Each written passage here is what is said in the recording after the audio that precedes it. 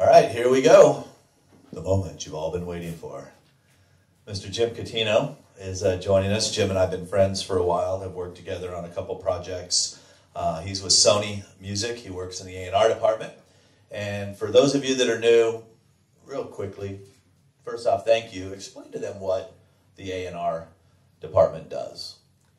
A&R stands for Artist and Repertoire, and that's kind of the definition of what we do. We sign new talent, new artists to our Sony rosters, and so talent scout basically, and find the new talent, and then help them with all of their repertoire, their songs, or their music, developing that, and finding songs, or helping them connect with other co-writers if they're singer-songwriters, and going through their material that they can co-write or write, and trying to help them make the best decisions on what songs that make the record. Perfect. Now, your background, I know for any of you who use that Google that I talked about earlier, you've been around the music business for a long time. Your dad was and is one of the best record promoters in the business. So how did you not end up in the record promotion side? I don't know that I have the personality for that. I don't scream and yell and throw stuff at the wall as much as my dad does. So. Okay. As much as your dad? A little more laid back. Yeah, no, you're right, though. I did grow up around the industry. My father obviously grew up in the industry, more on the sales and promotion and marketing side of things, and worked for a lot of the different major labels over the years. He started in a warehouse in Cleveland, Ohio, stacking shelves at Columbia, okay. and just kind of worked his way up through the ranks over the years, and ended up getting in the country side of things in the 80s, which moved us down here. I was in high school at the time, and he went to work for Capitol Records and was there for 17 years as the EVP there, and ran the promotion departments, and kind of was the number 2 guy there for a long time, and under 3 or 4 different label head regimes, Jimmy Bowen being the first, and just made it through a bunch of different changes. So he did the Garth, he was there? He was there all through I think he worked every Garth single but one. Right. So yeah, he was there through that era, which was an awesome time for them, and Keith Urban, Dierks Bentley, Trace, all of those records as well. Now, being that we have a lot of people here that aren't just interested in being artists, there's a lot of people interested in being managers, there's a lot of people interested in maybe doing the A&R route. You went to Belmont. I did. What were the things, any Bruins in here? Where are the Bruins? Yeah, there you go. Whoop, whoop. All right, so what are some of the things that they could be doing right now if A&R is the route that they want to go in these early stages, knowing that a lot of times at these music universities, they're not really getting into their major till their junior, senior year. What are some things you suggest they could be doing right now? Yeah, my route is, one way to do it. I kind of came up through the publishing ranks to get my... So did you intern at publishing? I did. I started at Belmont. I transferred from the University of Cincinnati in my end of my sophomore, early junior year, and I went to school there for 2.5 years, I guess it was, and I started interning right away, and interned for James Stroud for a little while, and was just hanging around in the studio with him. Then my last 1.5 years was at MCA Publishing, and I stayed at MCA I think it was 3 or 4 semesters in my last 1.5 years at Belmont. And you could do it 100 different ways. There's no right answer to this. There really isn't. It's just about feeling your way through the industry and networking. I mean, that's the key to the whole thing, is networking and meeting as many people in the industry as you can that are, reputable and in good spots, and that can help you at every level of your career, taking things to the next step, and mentoring you through it. And I had some great mentors early on, not just my father, but James Stroud is a great mentor to me early on, and after MCA Publishing and my internship there, he hired me to my first gig, which was the tape copy guy at Giant Records and Publishing. It was a small imprint that Irving Azoff owned with Warner Brothers. And so I started there. It was a smaller company, so I got to wear a lot of hats because it was a smaller kind of boutique. Learned a lot more, got the opportunity to do a lot more than some of my other friends at Belmont that went to the bigger corporate companies. Right. We had a corporate feel, but it was still a smaller company, you know. And we had a lot of success early on. James broke Clay Walker pretty quickly out of the box, and Daryl Singletary was having a couple hits then, and so we had a pretty good run there. And I got to pitch a little bit. I worked with Rob Hendon, who was running the publishing side of things, and Richard Landis was the head of A&R, and Allison Jones, who's now my sister-in-law, was there at the time as well in A&R. So we were partners in crime, and got to help Richard do A&R and find songs. But my primary job was to run tape copies, be the runner, kind of be the follow Stroud around the studio, stock the. You were a sponge. You were learning everything. I was doing everything from stocking the coolers with ice and diet rights to making tape copies or pitching a song here or there, or screening the overflow of music that was coming in for Richard and Allison, and just kind of doing it all, And so it was a good learning curve for me, and through that I was there for 3 or 4 years, I guess, and James left to go start DreamWorks, the Nashville DreamWorks imprint for Spielberg and Geffen, and he took a handful of us with him at that point, and I guess that was 97, and I came over to start the publishing arm for him. And I reported to James and Chuck Kay, who was running our publishing worldwide. If you guys don't know who he is, look him up. He's a legendary publisher and an amazing guy. So another guy that I really got to learn a lot from. And he started Winslow Pacific, ran Warner Chappell Publishing for a lot of years, and A&M. And he's just legend. Yeah, he was amazing. So I got to spend time with him. We did several corporate retreats at Chuck's house in Santa Barbara, and it was really, really a great time for me to learn a lot. And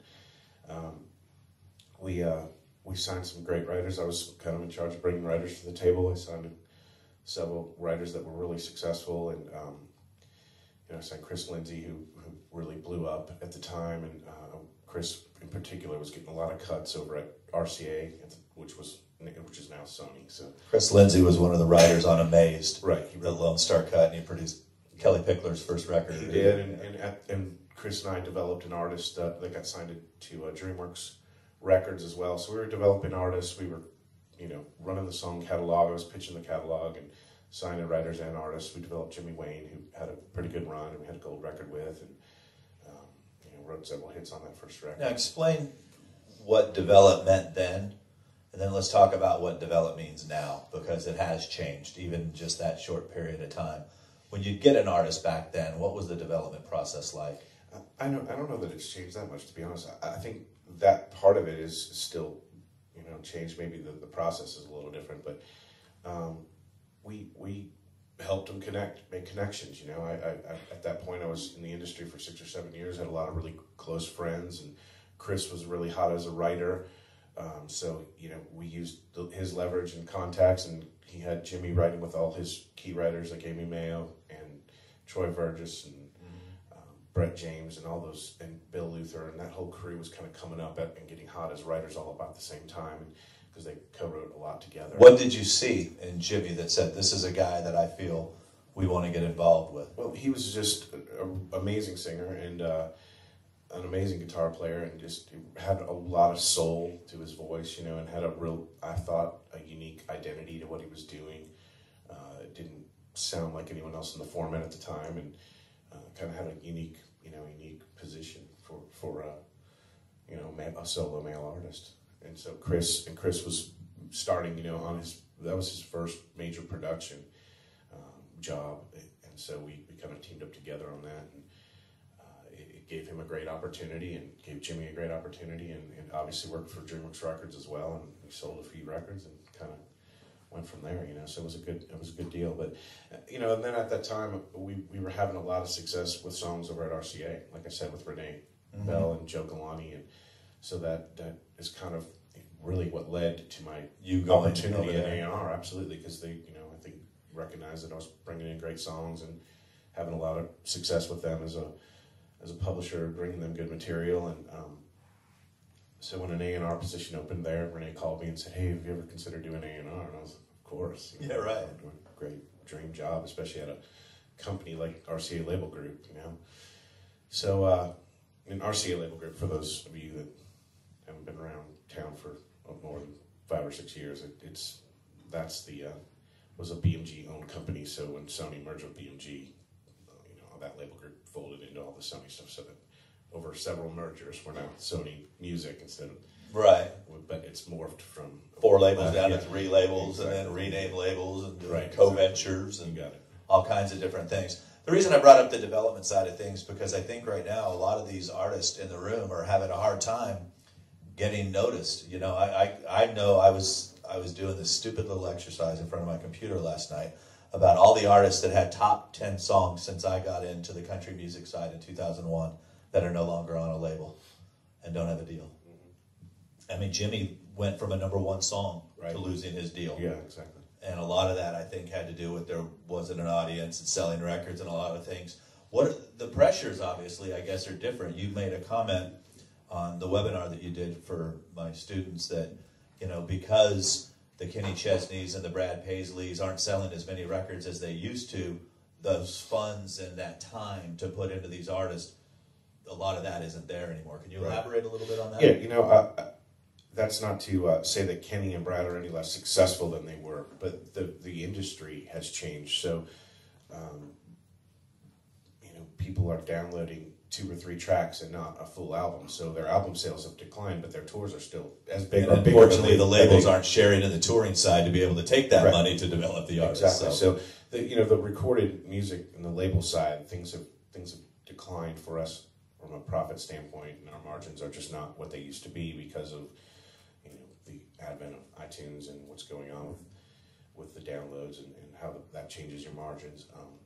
But obviously, Kenny and Brad are still as successful as they've ever been, if not more. You know, their touring is great, and people are finding new ways to, you know, discover their music. And so I think that's what's changing our side of the business. You know, our job as a record label is to find and exploit talent. You know, exploit the music any way we can, and then, you know, like you were pointing out earlier, it's the music business. So then the business side of it is how we, you know, monetize that. So the industry, I think, is you know, turning around again. You know, I feel confident and great about my opportunities as a, you know, fairly young executive in town, and what the future holds for, I guess, guys in my class of executives around town that are now we're getting to that spot where we're all able to start running some of these publishing companies and running departments and having a little more opportunity to, you know, sign things and be a part of the leadership of the you know, different labels and publishing companies in town, and making decisions on and coming up with new ideas of how to monetize music. And that's really our goal as a label or as a publishing, as major publishers or major labels, how we can take an artist and help them develop their career and exploit their music, and everybody sharing the profits. So if an artist, you know, there's a lot of folks here, how many artists do you sign in a year? How many, let's just talk about Sony. Sony label group only. How many opportunities do you get to put? Very few. It's really difficult. And it you know, I look at my own career, and it's hard to, you know, make a name for yourself with signing acts that blow up, because things have slowed down so much in particularly the last 5 years. But you know, we haven't signed a new artist in probably 3 years. We just signed Tate Stevens, who won X Factor, and we have the new deal with X Factor and Simon. So that's the first signing I've made in probably 3 years since Love and Theft, you know, and Tyler Farr. Those were the 2 previous to that, you know. So it just takes a lot of time to get these new artists' songs at the radio chart, which is still our main driver for you know, selling product and selling downloads or records. One of the things that you said on the webinar too, which I thought was really interesting, is that there's a lot of great artists out there that are having great careers, but to get to that superstar level, you don't know. There aren't many superstars that are on independent labels that had no radio hits. I mean, I always talk about Aaron Watson. Aaron Watson is this guy from Texas who grosses about $2 million a year in touring, hard tickets, things like that. He does that in 4 states. Now that's, for the music business, that is a great business. You know, there's other artists that don't tour like that are on major labels who are actually broke right now because their draw isn't enough or things that are happening. But if Aaron could take and get to that level where it just kind of blows up, I think Brantley Gilbert's a real good example. Brantley's been making good money touring for the last 4 years, and now he's got, you know, the machine behind him. And you guys, I mean, it's like what I say with Brad and Kenny and Carrie. I mean, yes, American Idol launched Carrie Underwood, but when she got that team behind her, it went even further.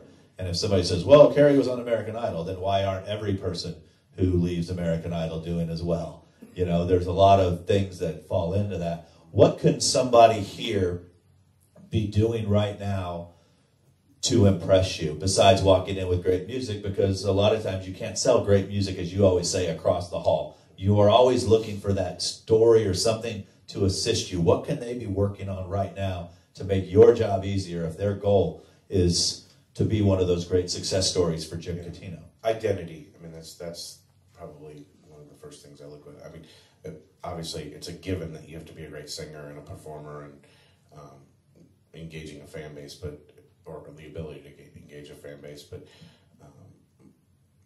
my main goal is to find things that are identifiable, that stand out from the rest of the pack, and that can get on country radio and not sound like everything else that's out there. You know, that's for me. That's the way I approach it. You know, it could be different for every label, and there's no right or wrong answer to any of this stuff. Again, you know, it's just kind of what my gut tells me. You know,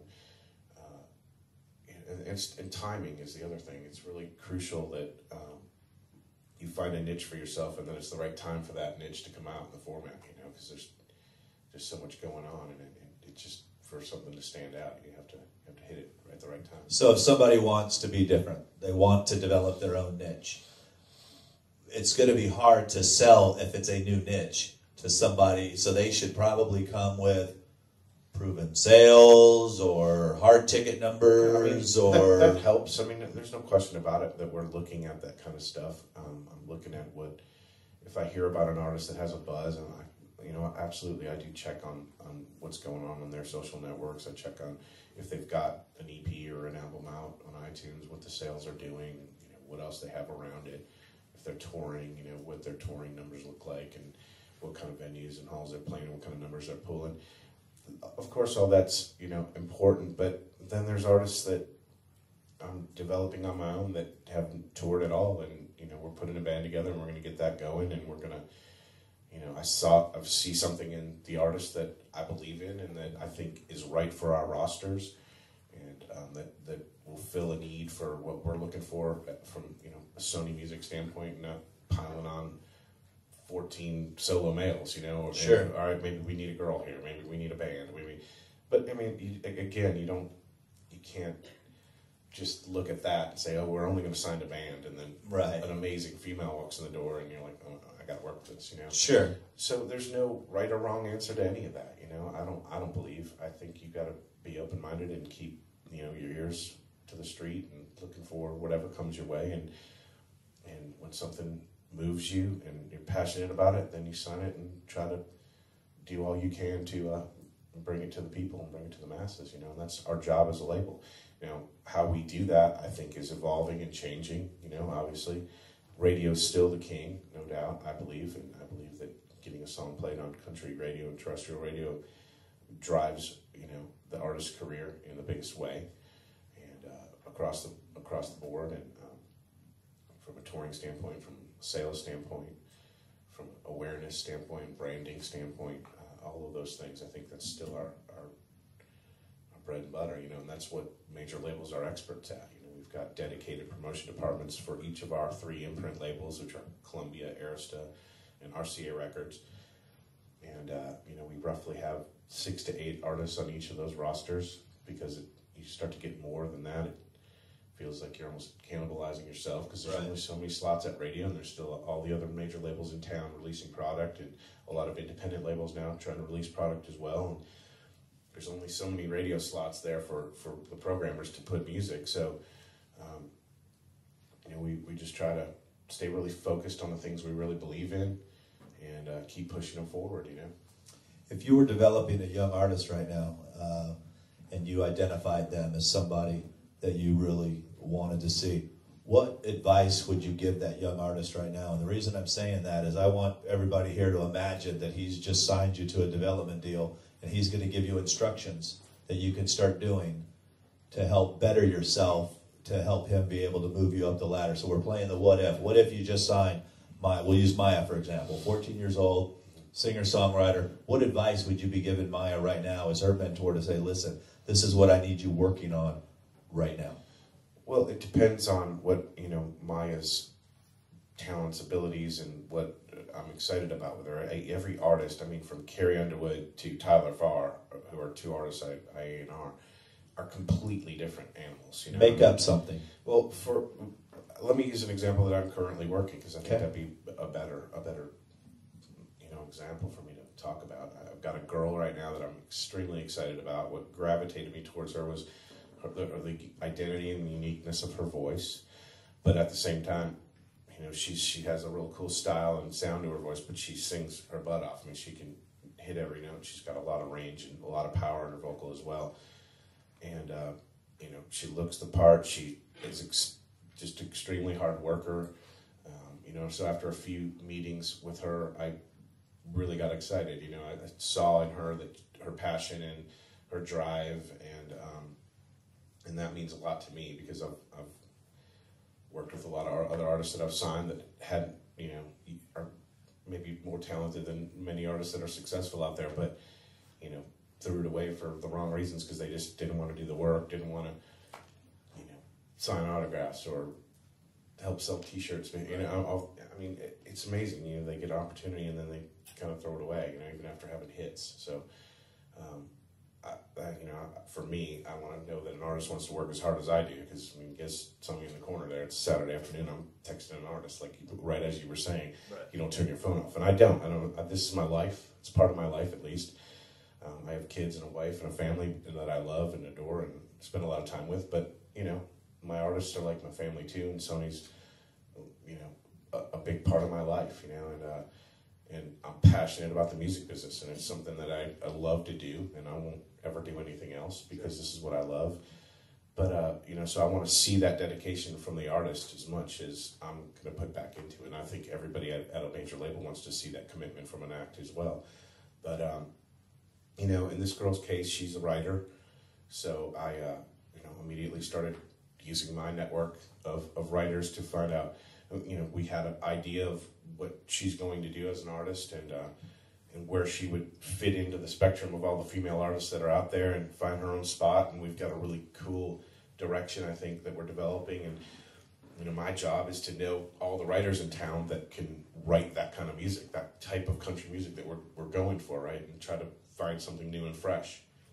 Also, producers that can pull that off. We're not committing to any producer right now. We're experimenting with a lot of different things, but ultimately, she didn't know all these writers and producers. Right. So, I've helped her set up co-writes, helped her get her name going, and meeting with different writers and co-writing, and she's taken the ball and running with that as well. So when I give her one opportunity, she always turns it into three, which is amazing. That's what you want to see. When she gets in a room with a writer that's a big writer that has had a lot of hits and impresses them so much, and has that X factor that is like, oh my God, this girl's a star when she walks in the room. And then she impresses them with her vocal, she impresses them with her songwriting, and they tell two other writers about her. Right. And then she turns that into an opportunity without me having to pick up the phone and calling anybody. She'll call me back after the write, and she'll be like, oh my God, I just wrote with so-and-so, and they want me to come back and write with them and someone else. And that's, that's she's taking advantage of every opportunity that you're giving her. Absolutely. Okay, so she's committed. She's from California, but she committed to moving here and is here and dedicated to doing nothing but this, and that says a lot too. I'm not saying everybody needs to uproot their lives and move to Nashville tomorrow. There's a few from traveled here. But obviously, if you're wanting to be a commercial country artist that wants to eventually play arenas or stadiums, that's the game. You're here. You got to be here for a reason to do it. So continue to write, continue to do all these things, because obviously, she's not being released tomorrow. So you're going to continue to have her working on all the things that once her number gets called, that's all in place. Yeah, exactly. I think what we'll do, our plan is to, and I did this with Tyler Farr, who's another artist that I work with and that I produced, and we did the same thing. I created some relationships with Tyler early on. He worked those relationships really well. We started writing some great songs. We got in the studio and started demoing them and cutting them, and we created an EP out of that. I put a band together, got him out on the road, hooked him up with Colt Ford, who's a country artist in town that is a friend of mine and became a friend of Tyler's, and really helped us early on getting Tyler's name out there and taking him out on the road and letting him tour with them and open shows for him and build a fan base and kind of, you know, piggyback off of Colt's fans, which the music kind of matched up, so it was a good thing. You know, obviously that's another part of my job, understanding, all right, Colt's a good guy for him to be out with because I think his fans are going to get what Tyler does. So, you know, knowing who all the players are in town and knowing how to connect those two dots together and make and help it one artist brand and build from that, you know, that relationship is kind of key to what I do, you know.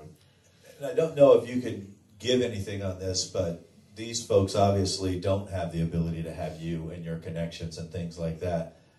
What can we tell them on where they should be hanging out or what they should be doing to start building those relationships? Because it's great that you can do that for the artist, but we talked about the 1% of people who play football make it into the NFL. Right. Where can they be hanging out, or what suggestions would you give? Because you mentor kids from college right now. Sure, yeah. What advice? Because you get a lot of artists that call you that you don't have the ability to sign, but you're always giving them little nuggets. Toss out some of the things they could be doing. You know, there's no, again, I hate to keep repeating myself, but there's no right or wrong answer to that. It's being at showcases. It's being, you know, around the right people. It's meeting with your rep at BMI or CSAC or ASCAP that can, you know, help you meet the right people and network with the right people. NSAI is a great tool, you know.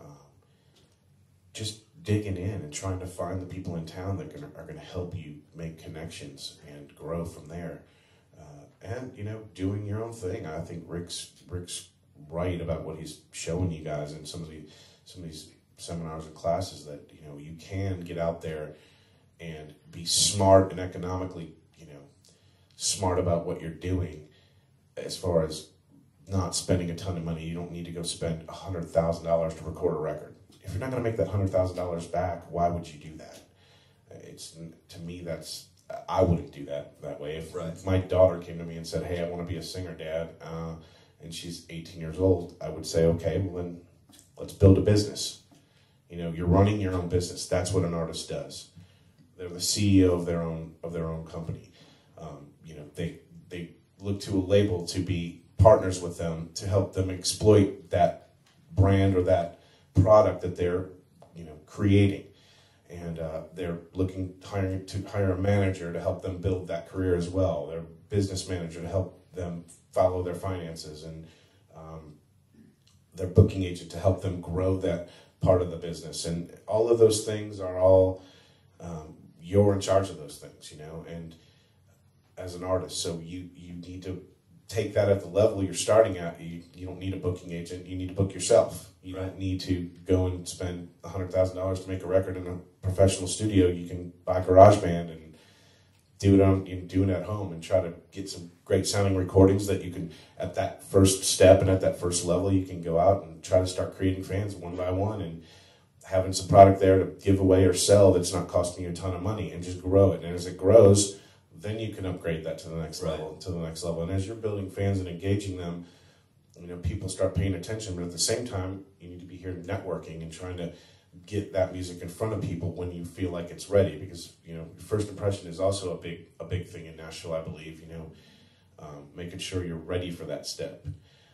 And sometimes that's hard to know when, but you know, I think there's plenty of opportunity to meet the right people. Okay. You know, I mean, every artist I've signed, I've obviously met through someone else that I think is a reputable person in the industry. And, you know, Tyler was brought to me by Dallas Davidson and Red Akins and Bobby Pinson. They found him at a hunting convention, you know, and they saw him singing at a hunting show and you know, went up to him and were like, man, you sing pretty good, man. If you ever want to write with us, we want to write with you. And they started writing with Tyler, and then they wrote a couple great songs with him and liked him as an artist and as a singer, and brought him to me. And you know, when it felt like it was time for him to take that next step, and then I took over and started developing Tyler further, and that's kind of how that whole thing went. And same with every act. There's a story like that for pretty much every artist that we've signed. By the way, call your local radio stations and request Tyler's new single. It's out right now.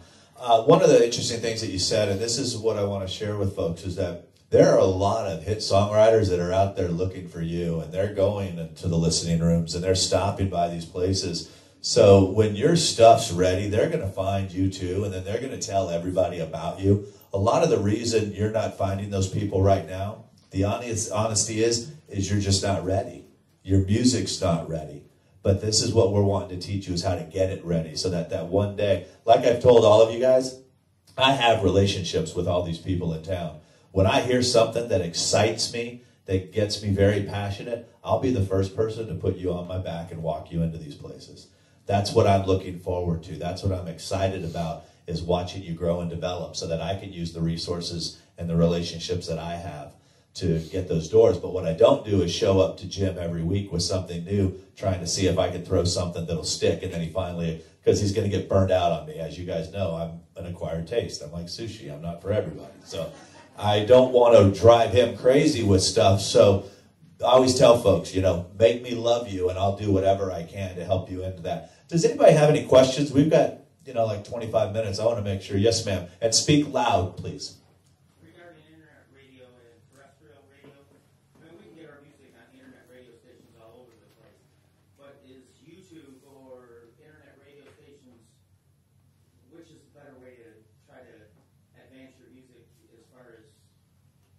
I don't think there's a right answer to that. You exploit your music any way you can. That's the bottom line. I mean, you're going to have more access, obviously, to an internet radio station than you are to a reporting terrestrial radio station, because you're competing against a much bigger animal when you're trying to go to, a major radio station in a major market. It just, you're going to be up against major labels who are spending tons of money to get their artists, in those doors and travel all over the country to, do a radio tour and visit with these stations and have the relationships built in with these radio stations to get the access to these programmers to play the music, So it's a hard thing to compete with, until you get to the level where you get signed to a label, and that's why labels, break acts. Just so you know, too, is most of the major labels have departments that are getting their acts on internet radio as well, because they need to create a story to take to terrestrial radio. I know John Zarland at Big Machine Records has made a career out of finding places to get music exploited, to build that story so that they can hand it to the promotion department that says, look, we're the most download. When Big Machine, or not Big Machine, but Big Champagne came out, they were able to say, look, people are trading our song. They're loving what's going on online. That helped create that story. So, Judge Wright, any place you can get your music heard. Yes, sir? So you've gotten a tip from somebody you trust, and now you're going to look at this band. You were saying you study their social media. What are some key things you're looking for on their Facebook, for example? Well, easy access to their music, first of all. I don't want to have to click through 15 different things to get to the music, That's going to be the first thing I'm going to react to is do I like this music? Is it moving me? Am I passionate about what I'm hearing?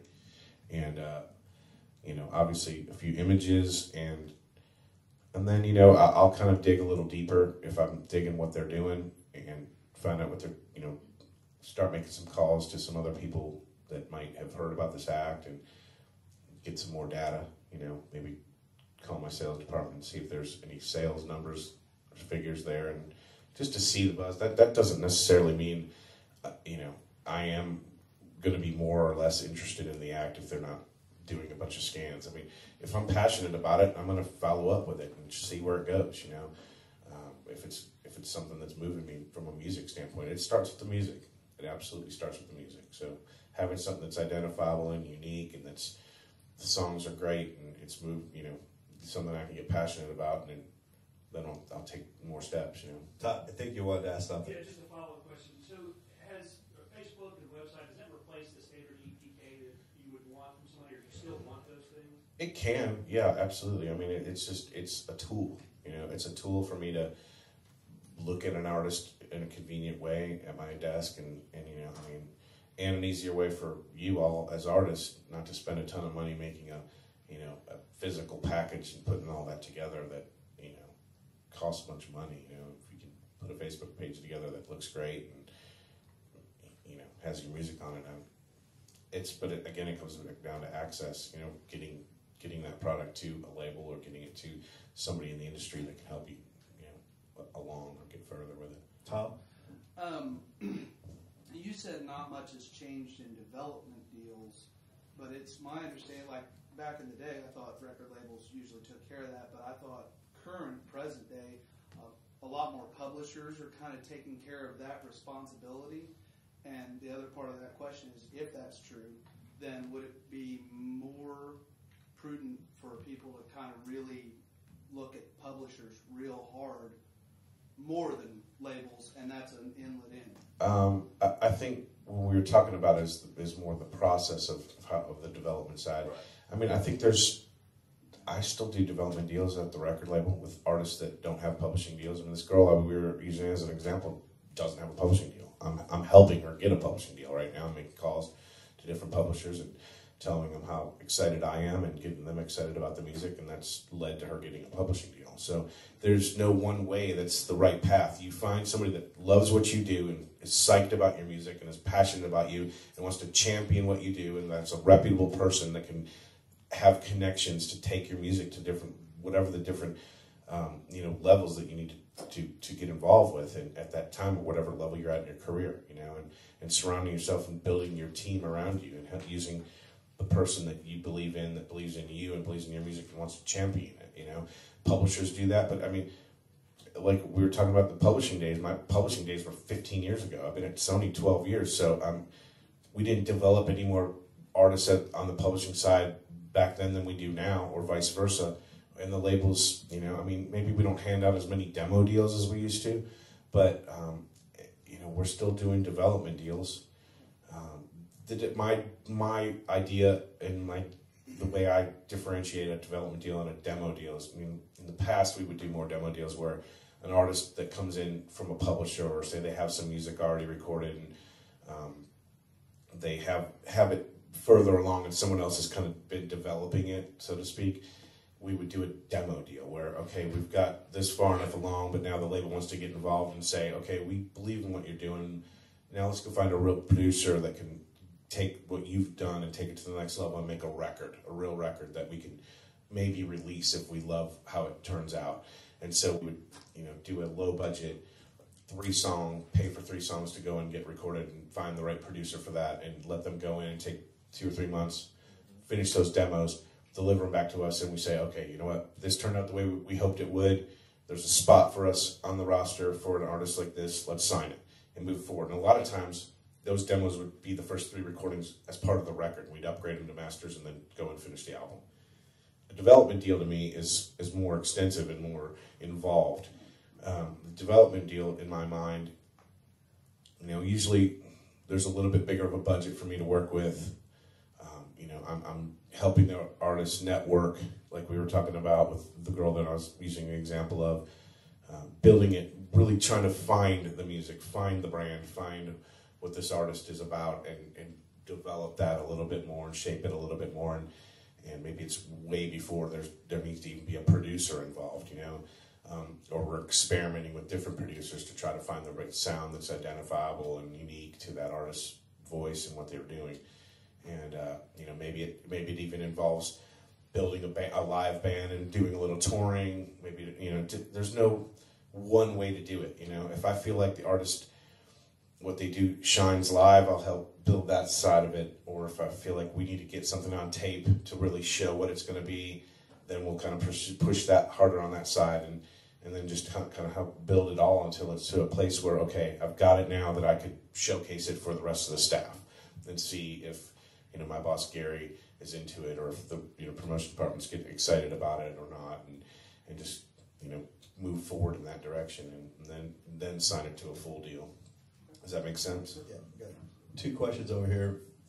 How did you find the girl that you're talking about, and what did she do to prepare for that? An attorney sent her to me that I'm friends with and that we've done deals with, and there's a pretty well-known attorney in town that's done a lot of record deals and done a lot of publishing deals and knows the landscape and the atmosphere here and shops a lot of other deals. So that's how I met her. Love and Theft, I met through a producer. The Tyler I met through those songwriters that we talked about earlier. I've met artists that I've signed that have come in through managers, booking agents, giving me a heads up about them. Hey, Catino, go check this guy out online. I just was in, Greenville, and this local kid was opening for one of my other artists that I'm booking, and you need to see it and check it out that way. And then I dig it and kind of start digging a little deeper, and maybe go fly out and see the act, or bring the act into town to see them. Or, I've heard things at the Belmont Showcase. I've heard things, and there's, a friend of a friend telling me about something. There's no one way. It's so random every time. It's crazy, but. How often do you go out to see artist showcase here in town? I could be out every night, probably 3 nights a week, I'd guess, and you start to figure it out, what you need to be at, what you don't, and keep an eye on things, and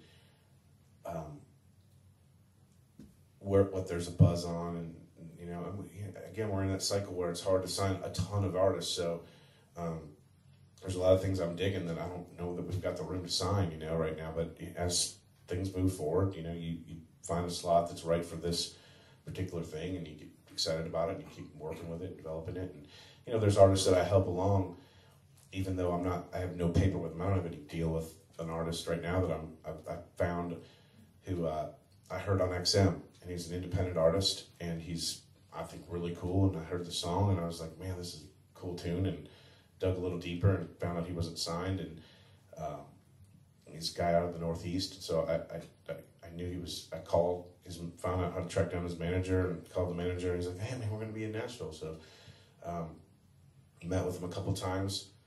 I don't have a development deal, I don't have a demo deal, but I'm spending some more time with him. He impressed me in the meeting enough to take another meeting with him.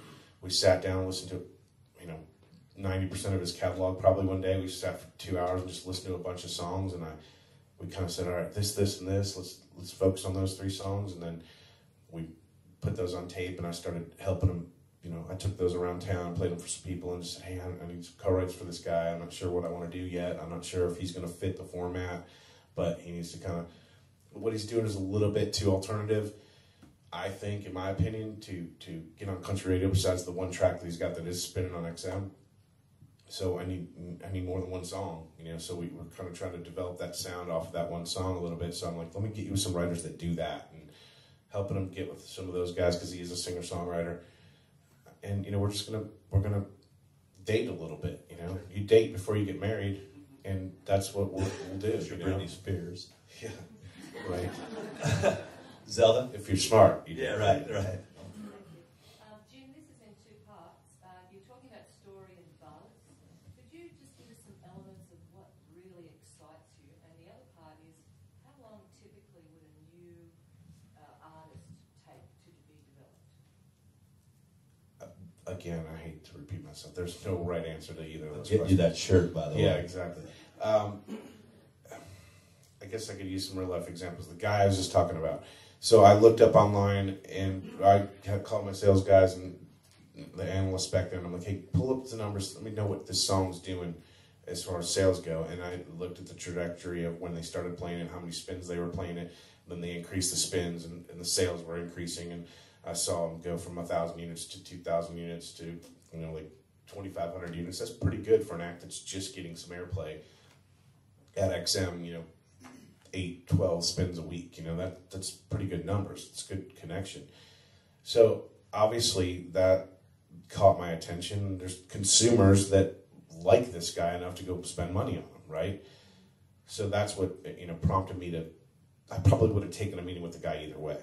But obviously I got a little bit more excited because, all right, this is connecting a little bit. So, and then when I met the guy, I was impressed by him and his personality, and, how engaging he was, and his ability to play and sing. I wasn't falling in love with his other songs. I dug them. I thought they were really cool, and I just was not sure how commercial they were for what we do at Sony or for our format. So I had the tough conversation with him. Like, hey man, how open are you to? I dig the sound and the feel of these tunes, but I'm not sure that I'm going to be able to promise you that I can take this to a promotion department. They're going to go make this song a hit for you. he's like, oh man, no, I'm open. I want to do this. I want your advice. I want to work with you. I want you to, tell me what I need to do, what I need to change. I'm even open to outside songs that you think are great for me. And, obviously that's what I want to hear. I don't, an artist can absolutely stand their ground and be like, no, this is what I do, and this is how I want. And I absolutely respect that and understand that. But Sony's not always the right place for every act, and vice versa. So it depends what your goals are as an artist and what you're trying to achieve as an artist, and finding the right partners to achieve that, and if you're adamant about what you do and you don't want to change that's absolutely, I respect that and totally get it. I just, again, I don't want to tell somebody something that I don't think I could bring to the table, and there's so few slots and so few chances. I saw something you were saying earlier about, I can't remember, I think it was something you were reading by David Hooper, but, there aren't a lot of opportunities. And yes, it is my name on the line too. I think it was saying something about, labels will do nothing because they're not risking anything then. Right. Bullshit. That's my job. My job is to put my ass on the line and risk every time I sign an act.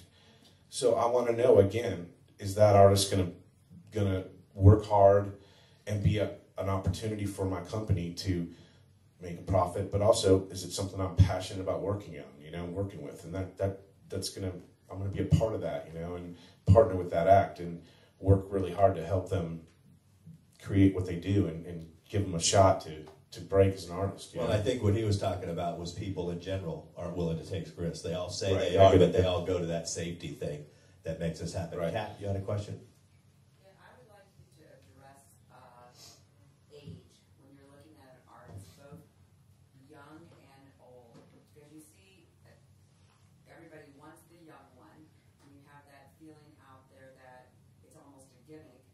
But then you also have a young artist who's really good, but the old timers they haven't paid their due, so they don't want to let them in. But then you have the older artists who are good, but they're not young anymore. So what is your perspective when you're out there looking, and what is your expectation, both ends of the spectrum of age? Well, I don't know. We just signed a 37-year-old guy, so I don't agree with that. But he also won a television won a show, and television you were show, at but time. You had to sign him because we didn't have to sign him. Well, he No, got a we- $5 million recording contract, right? He won $5 million. We had nothing to do with a recording contract. Okay. But we didn't have to sign him. We don't have to sign any Idol or X Factor contestant. It's a tool for us to, scout for talent, basically. Sure. And we've signed artists from those shows that didn't win it too. Right. Kelly Pickler didn't win it. Casey James didn't win it. We look at the artists and we feel like, okay, that artist is an amazing singer and has true talent, and hopefully there's something we can do to help take that to the next level. And obviously there's a huge platform that we're launching off of from a consumer standpoint, a sales standpoint, but that doesn't make it any easier at radio. Right. If we've learned. We Chuck still on have to Dancing go with the back. Stars, Right. We still have to go back and record great music, cut hits, and brand that act. So, to me, age is more about what's going on in the format at this time. What's working out there, what the trends are, kind of what I feel like we have an opportunity to break. Another young girl in the format, she better be pretty damn good, because she's going to be competing and compared to Taylor Swift, who's huge, or Carrie Underwood. And you've got to know what's out there, and gauge that. And if a 14-year-old girl comes in my office and knocks me dead and is amazing, and I think she can compete with those other artists we're talking about at that level, then I'm open to doing something. Same if the artist is 37 years old like Tate is. He's a great singer, an amazing singer, and we cut great songs. He was, picked great songs that he wanted to record. It has a real sound to it, and he picked a great producer to produce it. And, We also, I think, on the show knew who he was. He totally knew didn't who he go was. from week Absolutely. to week trying to just do whatever the judges. Yeah. You could see him as an artist. Absolutely, and I think the performances he had when he was not singing country music didn't stand out as much or weren't as great as the ones when he was doing what he does, which is being a great country singer. So, that's what I look at. I look at the music. I don't, the age thing can be a factor, but it's more about timing, I think, than it is about, oh, that person's too old or that person's too young. If there's a spot in the format that I think you can take advantage of because of the age thing, that just adds to it. Russell? For a songwriter, online submission sites like MusicXray, Rofax, Taxi, do you go there a lot for songs? If you do you go to one of the certain ones more than the other?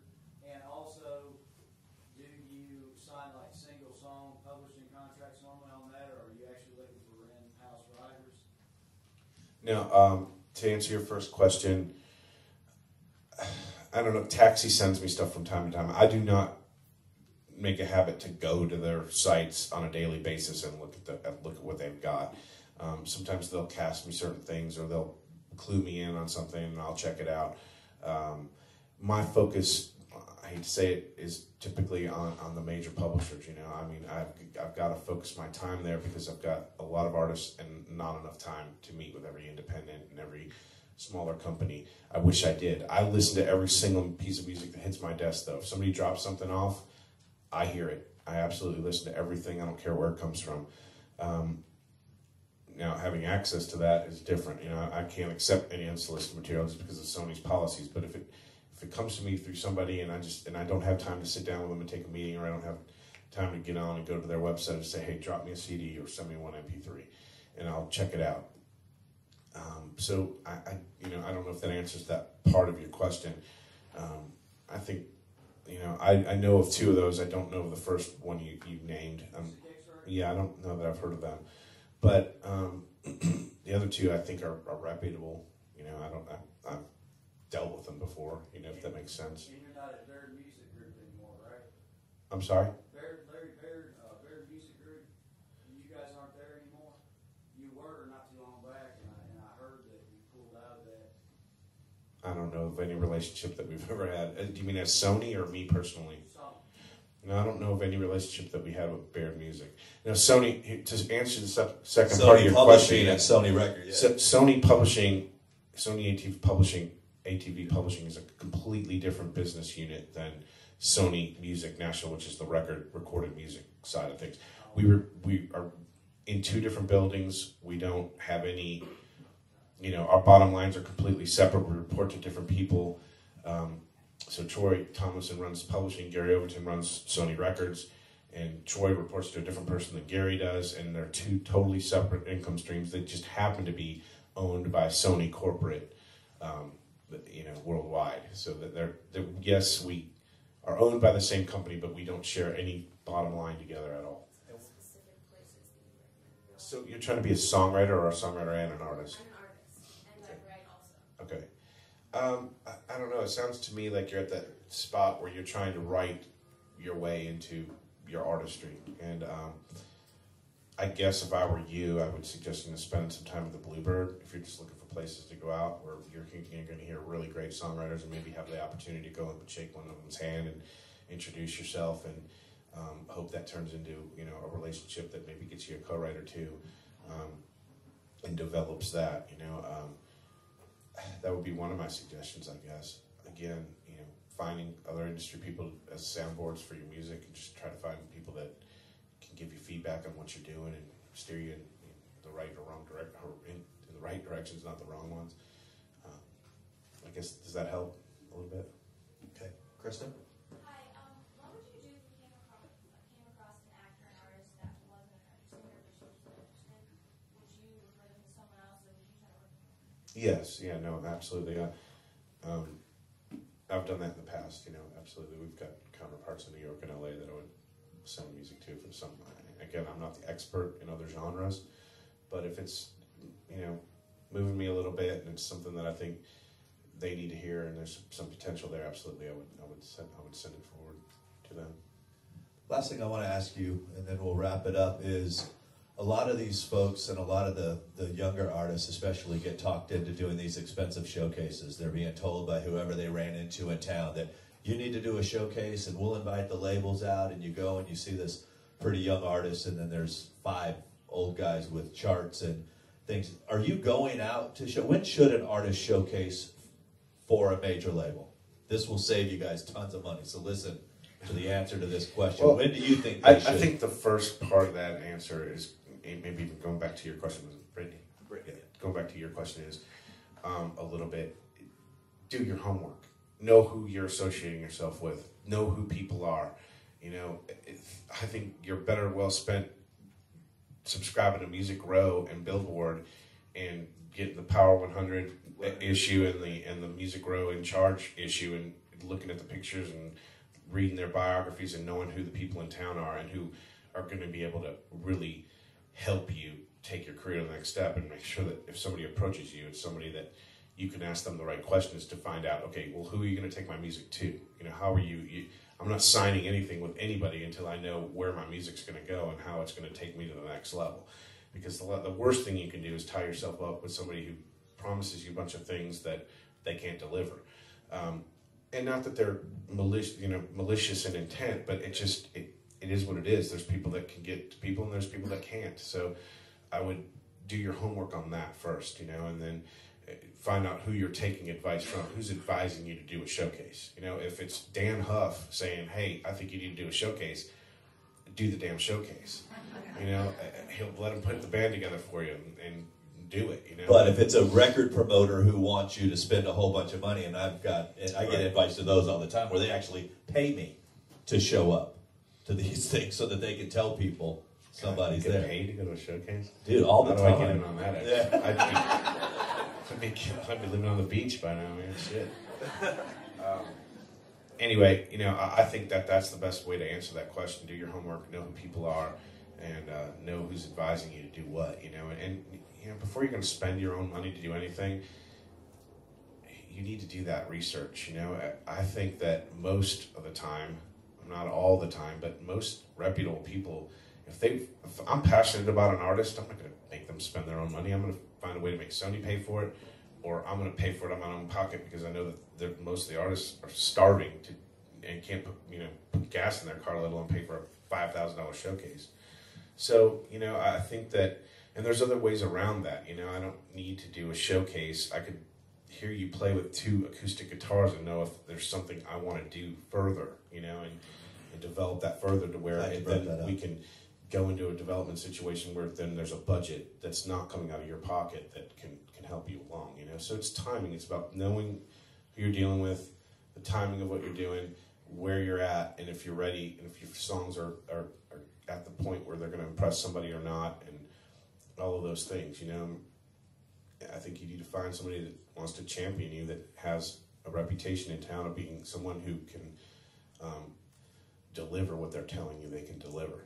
If they tell you that they're going to have Gary Overton and Mike Dungan and Brian Wright and Jim Catino and Allison Jones and Scott Borchetta in the room, and it's somebody that can get those people in the room to see you play in a showcase, then great, On that same note, if they tell you they can get you a deal with those same people that they just mentioned, run. Because most of them can't get you quote-unquote deals, and there's a lot of people right now promising record deals in 18 months if they sign management contracts because of the relationships that they have with you. So putting you in front of somebody doesn't necessarily mean they know what is going on at our company at any given time. I mean, like I said earlier, there's probably 8 or 10 acts that I'm really digging right now and I'm keeping my eye on, but I don't have room to sign them. And why would I want to tie that artist up and keep them from another opportunity? I just don't want to do business that way. But that doesn't make me any less interested in what they're doing. But if they're working with somebody who's promising them that we're going to sign them, then they're lying to them, because we don't have room to sign them right now. So they need, be cautious of that, I guess, is what I'm saying. I think you just need to do your homework again. Well, I know I appreciate every time I'm with you, I learn more, and I hope you guys got some valuable information from Jim. The good news is if you didn't get to take many notes, it's being taped, so you can go back and watch it again. And then I'll answer questions later on this afternoon in the question and answer. If there was anything that Jim wasn't able to get to, I won't speak on his behalf, but as most of you guys know, I did radio promotion and have had artists signed to both publishing deals and record deals. So if you didn't get your questions answered, hopefully we can answer them. If not, he'll be getting emails from me later on going, dude, we had this question and we would like to do it. So thank you very much. Thank you guys. Appreciate it.